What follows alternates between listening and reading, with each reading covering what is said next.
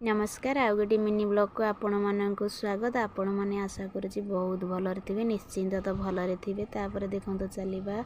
आमर गोटे कदली गछ कटा होता देखो सा कांदीटा केते सुंदर होती जेहेतु आमर तरकारी हे से छोट छोट होती आम काटी आणलु तरकारी देखु मुझे धरिकी ये बस देखु नहीं कि आम एवं घर को लेकिन जीवी चलते देखा माँ कौन कर माँ से बस परिवा काटिया कौन काटुंट चलते देखा माँ सबू आनी रागिकी देखु आम बाड़ी सब कौन आनी देखो कखार डंक को सब रागिकी नहीं आसी मु पचारि कि कौन पर आनल कखार बोनी माँ कहले कि कखार जमा है से रागिकी माँ ताको नहीं आसिले